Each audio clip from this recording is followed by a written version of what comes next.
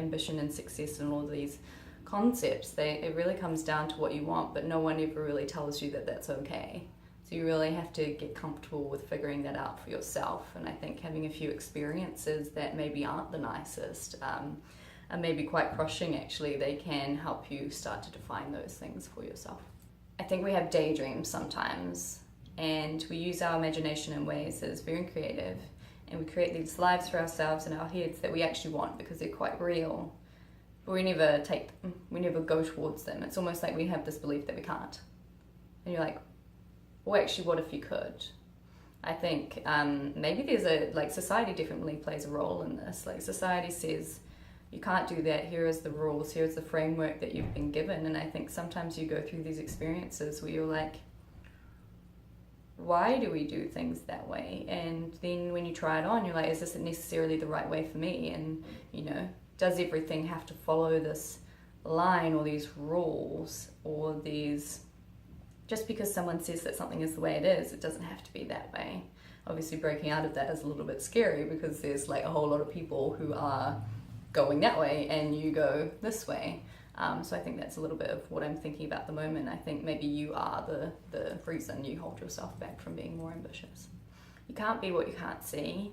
If no one's ever told you that you can move somewhere, go somewhere, learn something, that you're worthy of whatever it is that you want, and then also show you how to get there, then it's not fair to pass judgment on those things. I think ambition in New Zealand doesn't have to be money oriented. There are so many different ways of having what you want in life. I like to talk about currencies sometimes, where it's like money is the only currency that's really accepted in the world as a major form of currency, but I kind of look at it as social time, knowledge, attention. Like, those things to me are way more important currencies than money. So my worst case scenario is death and dying.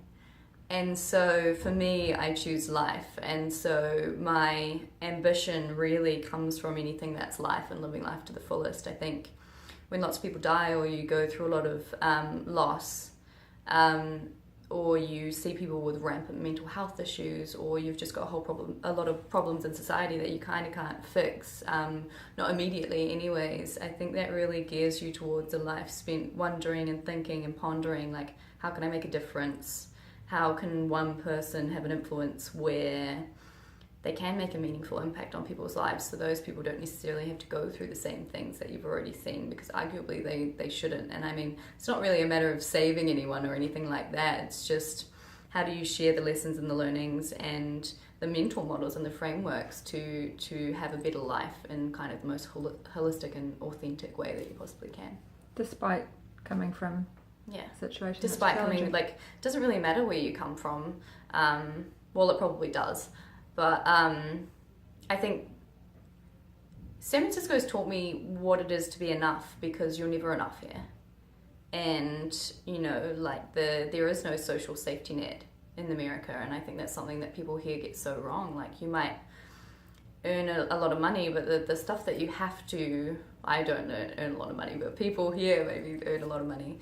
There's so many things that you have to pay for, and if you can't pay for them, then you're homeless. And that's not okay.